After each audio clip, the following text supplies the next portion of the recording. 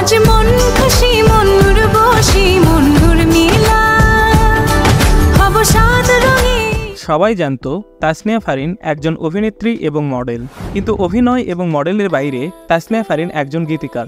তাসনিয়া ফারিনের নায়িকা হওয়ার ইচ্ছার থেকে গায়িকা হওয়ার ইচ্ছা ছিল বেশি। ঈদুল ফিতরে ইত্যাদি অনুষ্ঠানে তাহসানের সাথে রঙে রঙে রঙিন হব গান গেয়ে সারা দেশে বেশ জনপ্রিয় হয়েছে তাসনিয়া ফারিন। সিঙ্গার হবে। রঙে রঙে রঙিন হব এই গানটি তার প্রথম প্রকাশিত গান। প্রথম গান হওয়ার সত্ত্বেও নেট দুনিয়ায় এখন ভাইরাল। এই গানটি লিখেছেন কবির বকুল এবং মিউজিক দিয়েছে ইমরান মাহমুদুল।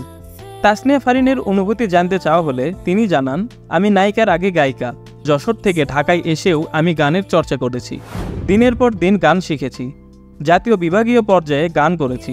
গান থেকে অনেক পুরস্কার পেয়েছি। তাহসান এবং আমি একসঙ্গে অনেক নাটকে অভিনয় করলেও প্রথমবার একসঙ্গে গান করার অনুভূতি ছিল একেবারেই আলাদা।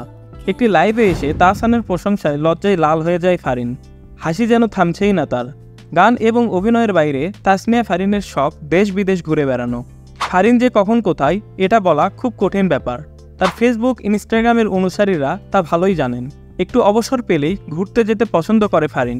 ইতিমধ্যে তুরস্ক ও কানাডার টরেন্টো ঘুরে ফেলেছেন।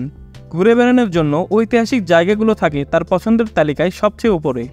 ফারিনের কথায়, আমার ঘুরতে খুবই ভালো লাগে। ভ্রমণ মনটাকে অনেক ফ্রেশ করে দেয়, যেটা পরবর্তী কাজে ঢুকতে সহায়তা করে।